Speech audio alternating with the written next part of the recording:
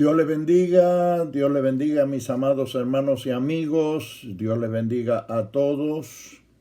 Saludos en el nombre de nuestro poderoso Salvador Jesucristo. En esta ocasión me propongo traerles un pensamiento, una reflexión sobre el tema el juicio final. Es decir, vamos a hablar sobre el juicio final. En Apocalipsis capítulo 20, versículos del 11 al 15, leemos de la siguiente manera. Y vi un gran trono blanco, y al que estaba sentado en él, de delante del cual huyeron la tierra y el cielo, y ningún lugar se encontró para ellos. Y vi a los muertos, grandes y pequeños, de pie ante Dios. Y los libros fueron abiertos. Y otro libro fue abierto, el cual es el libro de la vida. Y fueron juzgados los muertos por las cosas que estaban escritas en los libros, según sus obras. Y el mar entregó los muertos que había en él, y la muerte y el Hades entregaron los muertos que había en ellos, y fueron juzgados cada uno según sus obras. Y la muerte y el Hades fueron lanzados al lago de fuego. Esta es la muerte segunda. Y el que no se halló inscrito en el libro de la vida fue lanzado al lago de fuego.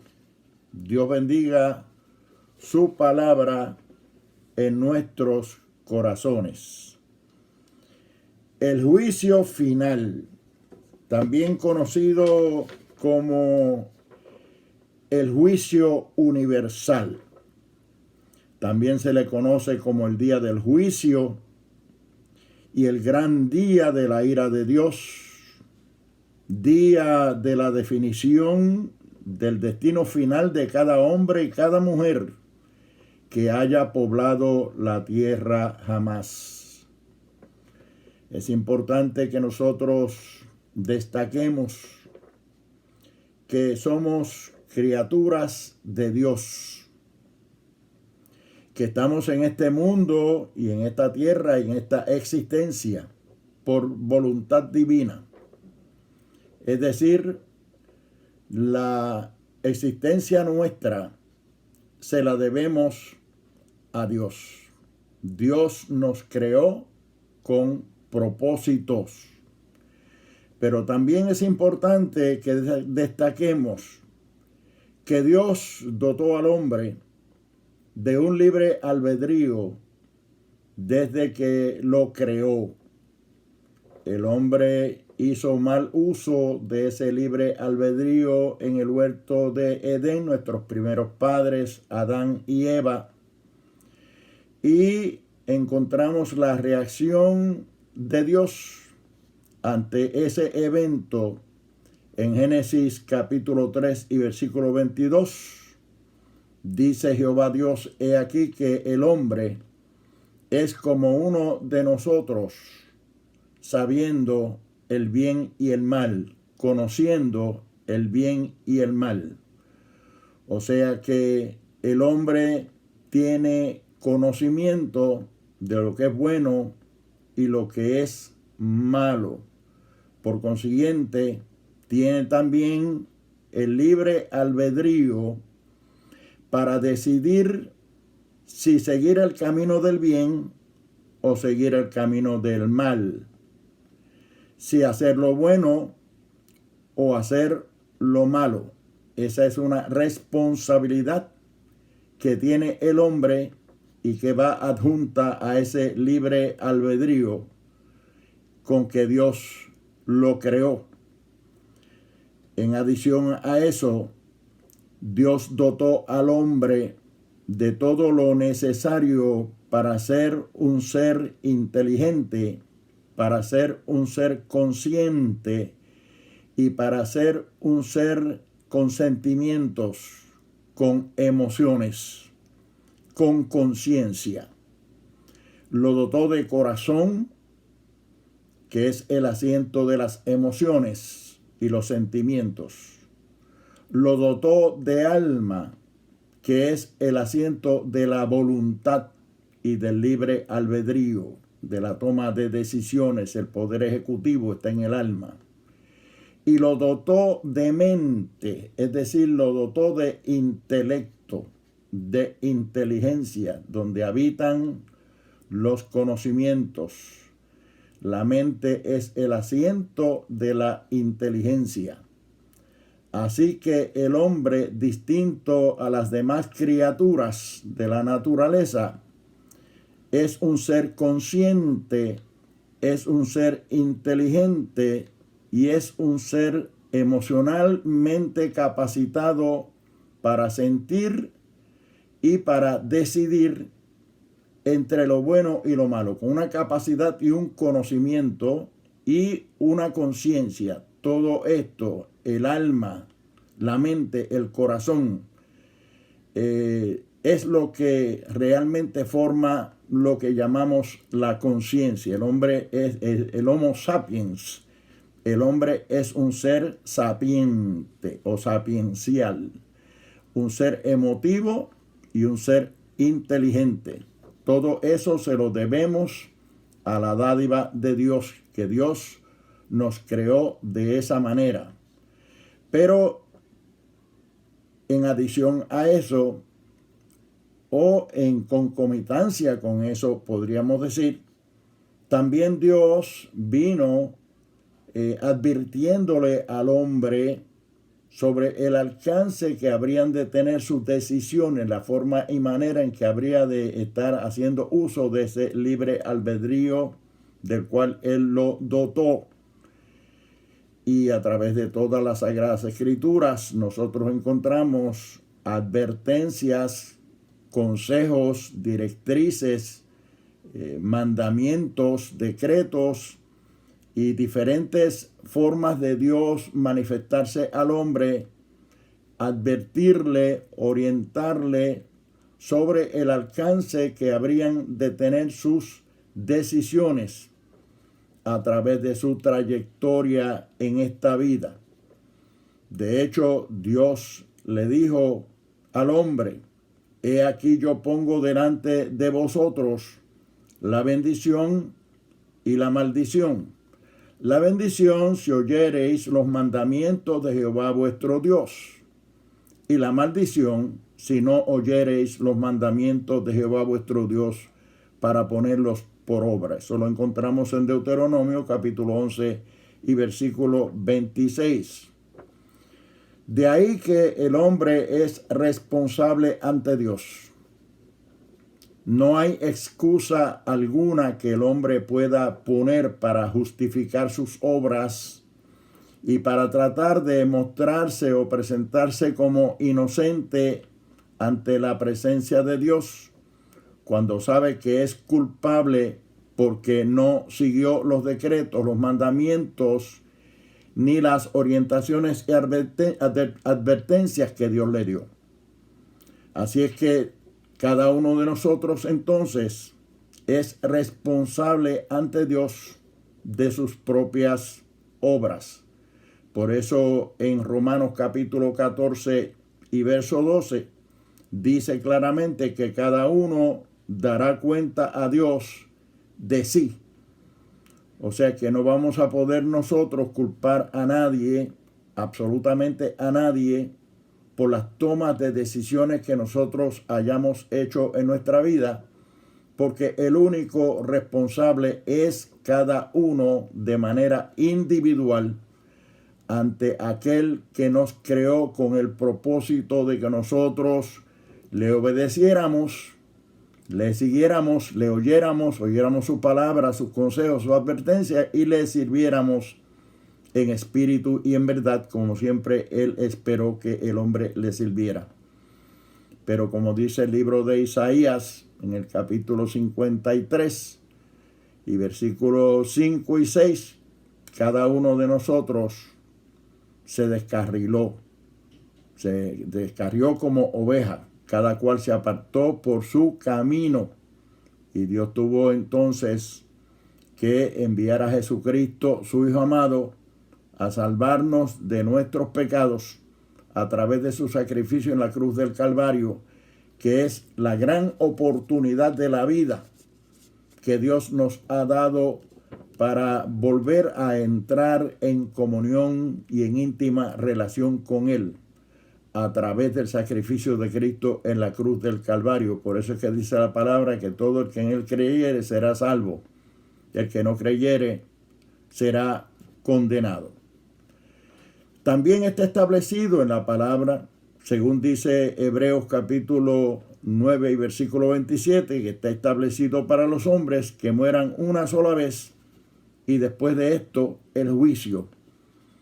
O sea que no estamos nosotros ausentes ni ignorantes de que va a haber un día de juicio en el cual la humanidad se enfrentará a Dios como juez para entregarle cuentas o para dar cuentas de lo que hayamos hecho mientras estamos en el cuerpo, haya sido bueno o haya sido malo. Allí en Juan capítulo 5 y versículo 29 dice que los que hicieron lo bueno resucitarán a una resurrección de vida. Los que hicieron lo malo resucitarán a resurrección de condenación. También el Señor había dicho allí en Juan 5:24, el que oye mi palabra y cree en el que me envió tiene vida eterna y no vendrá a condenación, mas ha pasado de muerte a vida. Así es que la Biblia habla de juicio, la Biblia habla de salvación y habla de condenación. La Biblia habla de resurrección de los muertos, buenos y malos. Todos habremos de resucitar y habremos de enfrentarnos a ese gran día de juicio en la presencia de Dios. O sea, Dios tiene todo el derecho, como amo, dueño y señor del universo, a reclamar de nosotros aquello para lo cual Él nos creó. Y nosotros, como criaturas suyas, que vinimos capacitados para poder discernir entre lo bueno y lo malo y tomar decisiones a través del uso del libre albedrío que Él nos dio, tenemos que estar conscientes de que habrá un día en que habremos de comparecer ante el juicio de Dios, ante ese juicio del gran trono blanco, ante ese día del juicio final, que también se le llama el día de la ira de Dios, donde habremos de entregar cuenta de lo que hicimos, sea bueno o sea malo. Así es que ahí entramos de inmediato nosotros a esa porción de la Escritura que hemos leído que tiene que ver con el juicio final.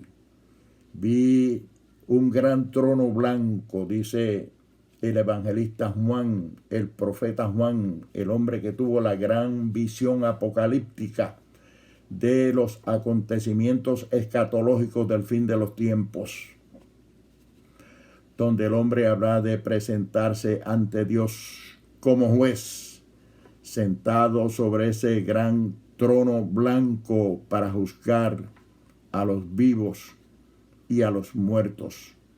Y fíjense que vio a los muertos grandes y pequeños ante Dios, lo que quiere decir que no va a haber discrimen entre unos y otros, sino que todos los hombres comparecerán de igual manera ante Dios. Claro está. Ahí también dice que los libros fueron abiertos y que fueron juzgados los muertos, que no son muertos, sino que están vivos porque resucitaron y están de pie como juez al fin. Nosotros todos sabemos que cuando los jueces en los tribunales van a dictar sentencia, mandan a poner al acusado de pie frente al juez y se cruzan las miradas del juez con la del acusado, de pie ante el tribunal, de pie ante el juez, para ser juzgados según sus obras, según lo que estaba escrito en los libros, porque los libros serán abiertos. Y claro, hay un libro ahí que se le llama el libro de la vida, que es el libro de la vida del Cordero que fue inmolado desde antes de la fundación del mundo. Se trata del libro de la vida de los salvados que tuvieron la oportunidad y también tomaron la decisión de aceptar a Jesucristo, el único medio de salvación y de vida eterna, para escoger bien donde habrían de pasar la eternidad. Los que recibieron a Cristo como Salvador personal, sus nombres quedaron inscritos en el libro de la vida del Cordero, el libro de la vida eterna. Y ese libro también estará allí el día del juicio del gran trono blanco, el día del juicio final. Pero dice que los que estaban inscritos en el libro de la vida del Cordero salieron a vida eterna. Salieron a vida eterna, a disfrutar de la presencia de Dios por toda la eternidad. Toda una eternidad con el Padre, el Hijo y el Espíritu Santo. Toda una eternidad en la gloria. Toda una eternidad en el paraíso de Dios. Pero aquellos cuyos nombres no fueron hallados inscritos en el libro de la vida del Cordero, fueron lanzados al lago de fuego que arde con azufre, donde ya había sido lanzado el dragón, la serpiente antigua y Satanás, que es la misma persona, el diablo. Y también allí se hallaba desde antes la bestia, que es el anticristo, y el falso profeta. Ya estaban en el lago de fuego que arde con azufre, donde van a ser lanzados todos aquellos que siguieron los designios de Satanás y que no supieron escoger o no quisieron escoger por el bien y caminar por el camino del bien, agradar a Dios y servirle a Dios, sino que vivieron una vida de desenfreno, una vida licenciosa, una vida de vicio, de maldad, de pecado, indiferentes al plan de salvación de Dios, indiferentes y hasta rechazando la oportunidad que tuvieron de salvación cuando se le hizo el llamado para aceptar a Jesucristo, que es el único medio de salvación entre Dios y los hombres. Ahí en ese juicio del gran trono blanco, del gran tribunal de Dios, encontramos todos los componentes de un tribunal. Encontramos al juez, que es Jehová Dios, sentado sobre su trono en el estrado, como juez dispuesto a juzgar a los vivos y a los muertos. Encontramos al fiscal, que es el diablo, y la Biblia lo señala como el acusador de los hermanos. El acusador es el fiscal. En el capítulo 12 y versículo 9 y versículo 10 del libro de Apocalipsis, se nos presenta al diablo, la serpiente antigua y Satanás, como el acusador, como el fiscal. Así es que ya tenemos dos componentes: el juez, que está sentado en el trono, que está sentado en el estrado como juez, que es Jehová Dios. Tenemos el fiscal o el acusador, que es el diablo y Satanás. Por otro lado tenemos al abogado. El abogado es Jesucristo, que estará allí precisamente como lo que siempre fue, como un intermediario, como un intercesor entre Dios y los hombres. El único mediador, dice la palabra, entre Dios y los hombres es Jesucristo. Allí en 1 de Juan capítulo 2 y versículo 1 se nos dice que Jesucristo es nuestro abogado. Estas cosas os he escrito, dice allí, para que no pequéis. Y si alguno hubiere pecado, abogado tenemos para con el Padre, a Jesucristo el Hijo. Así es que encontramos el juez, que es Jehová Dios, el fiscal o acusador, que es el diablo y Satanás. Encontramos el abogado, que es Jesucristo. Encontramos el tribunal, que aparece ahí, el juicio del gran trono blanco y el estrado donde está sentado el juez, que es Jehová Dios. Y por el otro lado, ¿qué nos falta? Nos falta el acusado para completar los componentes de un tribunal y de un juicio en un tribunal. Ahí está el acusado.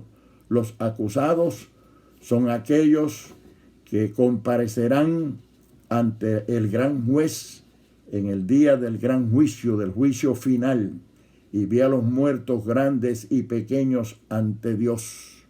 Y los libros fueron abiertos, y fueron juzgados los muertos por las obras que habían estado escritas, que fueron halladas escritas en los libros que fueron abiertos ante Dios. Y luego se abrió el libro de la vida del Cordero.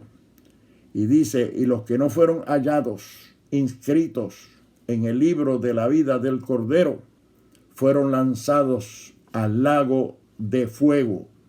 Y allí es, en ese lago de fuego, donde estaba el dragón, la serpiente antigua, que es el diablo y Satanás, donde estaba la bestia, que es el anticristo, y donde estaba el falso profeta. Y dice allí en Apocalipsis 20:10 que fueron atormentados esos que fueron lanzados juntamente donde estaba el diablo, donde estaba la bestia y el falso profeta. Todos los que vivieron en pecado, en vidas licenciosas, sin querer aceptar nunca a Jesucristo como su Salvador personal y permitir que sus nombres fueran inscritos en el libro de la vida del Cordero, todos serán lanzados al lago de fuego que arde con azufre y serán atormentados por los siglos de los siglos, por toda una eternidad. Eso es lo que le espera a la humanidad pecaminosa, a esa humanidad licenciosa, esa humanidad que prefirió vivir en delitos y pecados de espalda a Dios, como si nunca hubiera tenido que presentarse ante Dios para rendirle cuenta de lo que venía haciendo, fuera bueno o fuera malo. Por eso los predicadores hemos venido proclamando el evangelio de salvación en obediencia al Señor, que nos dijo ir por todo el mundo y predicar el evangelio a toda criatura. El que creyere y fuere bautizado será salvo, mas el que no creyere será condenado. Es importante que nosotros también digamos, como dice allí en San Juan capítulo 3, versículos 17 y 18, que no envió Dios a su Hijo al mundo para condenar al mundo, sino para que el mundo sea salvo por él.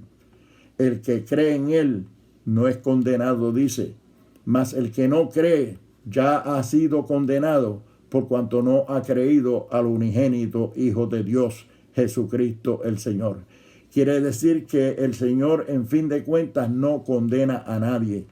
El que se condena solo, se condena a sí mismo. ¿Por qué se condena? Porque rechazó, porque no aceptó el único medio de salvación provisto por Dios para la salvación del hombre y la vida eterna, que es única y exclusivamente en la persona de Jesucristo, nuestro Redentor, nuestro Salvador, nuestro sanador y nuestro sustituto para ese momento del fin, para ese momento del juicio, nuestro abogado, el único que nos puede sacar absueltos ante la presencia de Dios, porque confiamos en Él, porque lo reclutamos como nuestro abogado desde el mismo momento en que lo aceptamos como nuestro Salvador personal. Allí estará Él siempre para interceder por nosotros como nuestro abogado. Pero aquellos cuyos nombres no fueron inscritos en el libro de la vida del Cordero, como dice ahí, serán lanzados al lago de fuego que arde con azufre, donde estaba el diablo, el dragón, la serpiente antigua, donde estaba la bestia que es el anticristo y donde estaba el falso profeta, y serán atormentados por los siglos de los siglos, por toda una eternidad. Eso es lo que le espera al hombre que vive en pecado, que vive en desobediencia, que vive en indiferencia a Dios, que se piensa o se cree que nunca habrá de comparecer ante Dios para entregar cuentas, para rendir cuentas de su vida, de cómo la vivió y qué hizo con todo lo que Dios le dio, porque todo lo que tenemos es dádiva de Dios, es beneficio de Dios, es bendición de Dios. Pero el hombre no ha sabido ser agradecido de Dios ni a Dios por todas las cosas buenas que ha tenido, y por consiguiente, si vivió de espaldas a Dios, rechazó a Jesucristo como su Salvador personal y quiso persistir en vivir una vida licenciosa en pecado, no le queda más remedio ni ninguna otra alternativa a Dios que no sea Él condenarlo. Y no se condenó, y no lo condenó Dios, sino que se condenó a sí mismo, porque como dijimos ahí en la palabra, dice que no envió Dios a su Hijo al mundo para condenar al mundo, sino para que el mundo sea salvo por Él. El que cree en Él no es condenado, pero el que no cree ya ha sido condenado por cuanto no creyó al unigénito del Padre. Más clara no puede estar la palabra. Todavía estas cosas no han acontecido. Están por acontecer. Están próximas a acontecer. Eso sí, los tiempos se están acabando. Estamos en el fin de los tiempos. Pero todavía estas cosas no han acontecido. Por consiguiente, todavía te queda tiempo, amigo. Todavía te queda tiempo, amiga, para aceptar a Cristo como tu Salvador personal.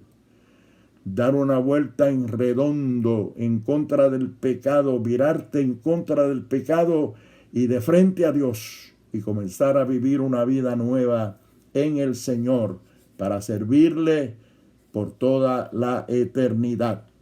¿Quieres tú en este momento tomar esa decisión tan trascendental en tu vida de dejar el mundo y la vida de pecado y comenzar una vida distinta, una vida de dedicación y consagración al Señor? Lo puedes hacer si solamente abres tu corazón y te decides a aceptar a Jesucristo como Salvador, como Redentor de tu alma y como mediador de un nuevo pacto entre Dios y los hombres. ¿Quieres aceptar a Cristo como tu Salvador? Si lo quieres hacer, haz esta oración conmigo. Dios Todopoderoso, he oído tu palabra, he entendido el mensaje, sé que estoy viviendo una vida en desobediencia, en pecado y en maldad y en vicios. Quiero terminar hoy con ese tipo de vida. Quiero cambiar, Señor. Quiero ser transformado. Te recibo como mi Salvador. Te abro mi corazón y mi vida para que tú entres a mí. Tómame en tus manos. Apodérate de mí, de mi vida, Señor. Lléname de tu Espíritu Santo. Ayúdame no solo a entender tu palabra, sino a vivir tu palabra y a vivir conforme a tu voluntad de hoy en adelante. Escribe mi nombre en el libro de la vida. Perdóname de todos mis pecados y hazme una nueva criatura. Me entrego a ti. Eres mi Dios. Eres mi Salvador. Eres mi Señor. De hoy en adelante soy tuyo, Señor. Escribe mi nombre en el libro de la vida, de manera tal que en aquel día del juicio mi nombre aparezca inscrito en el libro de la vida del Cordero, donde están los nombres de todos los salvados, para vivir de ahí en adelante una vida eterna en la presencia del Señor. Gracias, Padre. En el nombre de Jesús te lo pido. Amén.